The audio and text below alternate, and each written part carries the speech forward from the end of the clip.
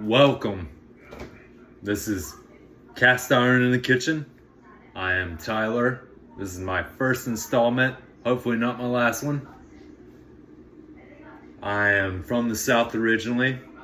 I cook with cast iron almost exclusively. And I live out here on the West Coast in California now. And I've been trying to do a fusion thing, blending Southern cooking, West Coast, Mexican, Tex-Mex, Hawaiian, Asian, all the flavors you would see out here if a Southerner came out here with his cast iron. And so tonight, for our first journey, I'm going to make Southern Buttermilk biscuits. And hopefully, if I don't fail too miserably, an original seafood gravy to go with it. We'll see how that goes. Bear with me. But for now, let's get started. We got our stuff over there to make our biscuits. And we're gonna start sifting with our sifter. So let's get to it.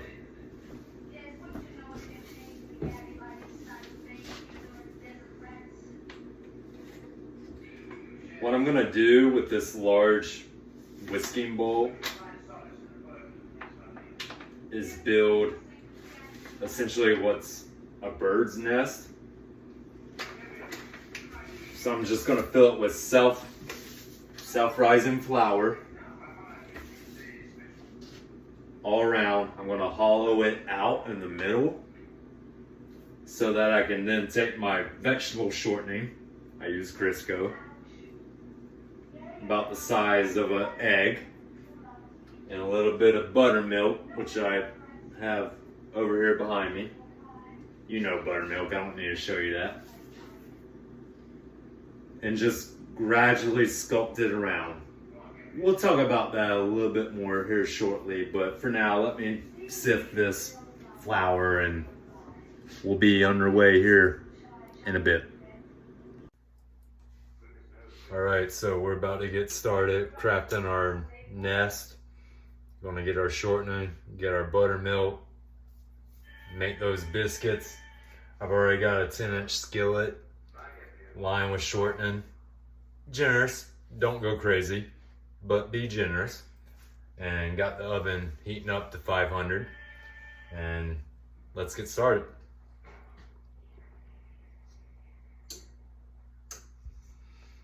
Alright, and I know this is a lot of flour, but you can actually preserve it, and I do. When I'm done, I just remove any debris that may be in there, like, you know, leftover shortening, and wrap it in a towel, put it up top on the cabinets, and it stays good for 2-3 months. Don't take my word for it, but for me, at least, that's been the case. All right, so we got our little oven here, so to speak. And now we're gonna get us some of that shortening. Size of an egg, as I was saying earlier. A little bit more. This is going to be very messy. I apologize for how it looks, but hey, it's just how it is when you make biscuits.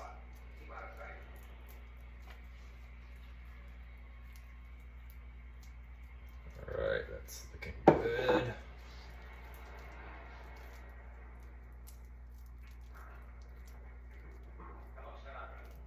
You know what, I'm gonna do just a wee bit more.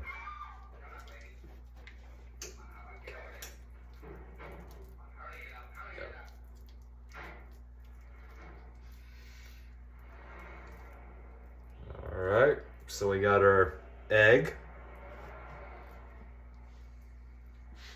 Put it in there. I keep flour still lines the bottom. The bottom is not exposed. Flour still line it. Flour is, of course, as you can see, lining the sides. So we put it in there. Here comes our buttermilk. My hands. This is gonna be crazy. Already getting crazy. Okay, let's start with that. See how it goes. And you just gently swirl it around, picking up the flour as you go. A little bit of a slow process, but it's well worth it. And honestly, it doesn't really take that long. Hopefully by the time the oven gets 500, we'll be about ready to go. Okay, swirl more.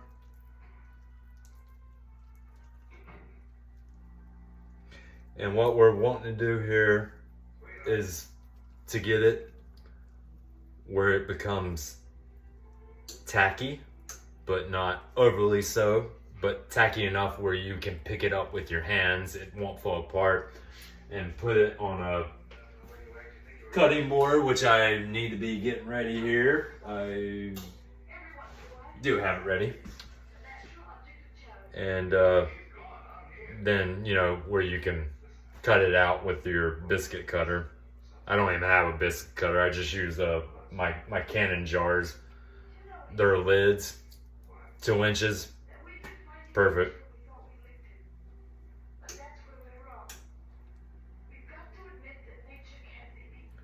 So keep stirring it around just a little bit. It's getting there. It's getting there. Tell you what, while this is doing its thing, I'm just going to cut out for a little bit and we'll be back shortly. All right, so we got our dough here. It was tacky enough to take out. You have to add a bit more buttermilk. Just try it out. Be kind of generous at first when you pour it, not overly so. Stir it around, and then from there just be cautious and, you know, do your thing. You'll figure it out. I had to. So we got our dough. With biscuits, you don't want to knead them much at all. So, and always make sure your cutting board or your parchment paper, you have flour there. Your hands have flour. It helps the process. Same thing when you make any other type of bread. And I'm just going to move this around just a little bit, get a little bit firmer. There's one of my cats helping me out. Thank you, Miss Me. I appreciate it. Thank you. You're a good biscuit maker. Okay, so I don't know about you, but I like thick biscuits. I'm trying to go for about 3/4 to an inch, honestly more like an inch thick. And I'm going to use a 2-inch cutter, which I said is from a Cannon jar, not even an actual biscuit cutter. So if you don't have an actual biscuit cutter, but you happen to have a Cannon jar, hey. So let's pat it out a little bit more. Again, we did not knead it like a typical bread you would make. Just enough to get it firm to be doing this process. Okay, that's it. Yeah. Yeah. Yeah. I think that's about the level I like. That's roughly an inch. There's my 2-inch Cannon jar biscuit cutter. And bring my skillet over here. Once again, line with shortening. And our oven is still heating up. And we're gonna cut. You know, you hear with biscuits not to twist when you cut it out. Honestly, I always twist. I Haven't seen any issue with it so far. We'll put that. And we want to get these lined up right up against one another. You don't want any separation because, you know, I don't know all the specifics, but it just helps the rising process. Just like with this, you use self-rising flour.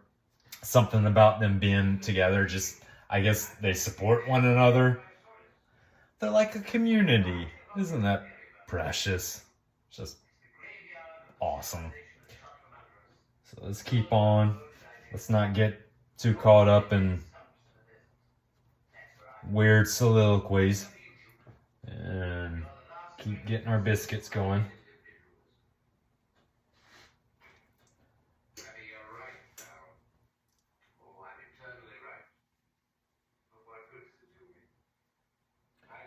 Tell you what, because this is going to take me just a little bit longer and I don't want to bore you too much, I'm going to put you on pause again.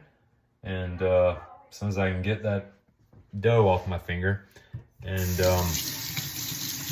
wash my hands, and we will catch up in just a brief bit. Just a brief bit. All right.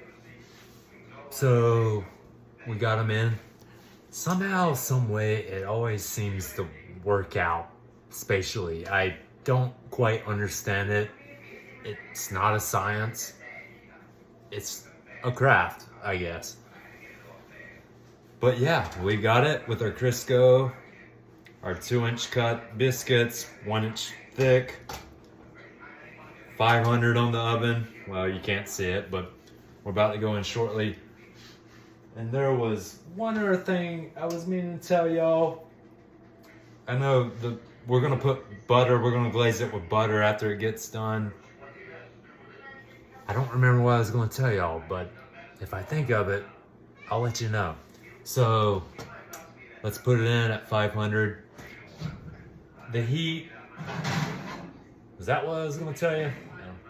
The heat, you want it super high because that process just, again, I don't understand the science. Why am I still crouching down? I don't know.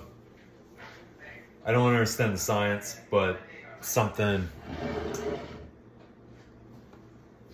about that super hot heat is redundant.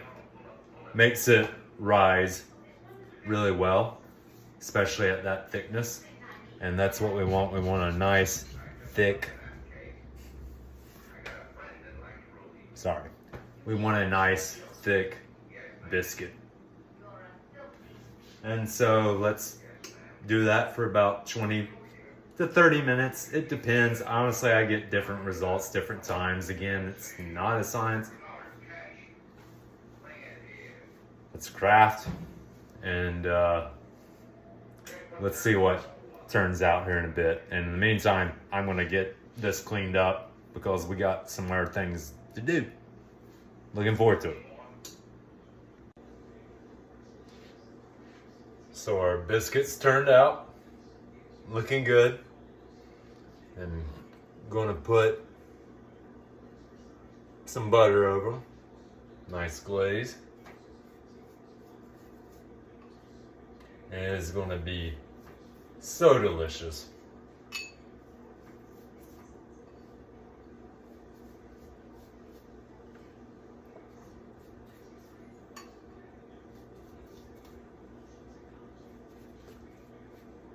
Nice there. Melted butter, of course. Don't have to have it room temperature or anything, just put it in the microwave. As I told a lady earlier today, microwave may be the best thing that human beings have ever invented. I mean, if you think about it. So we'll do nice glaze there. Yes.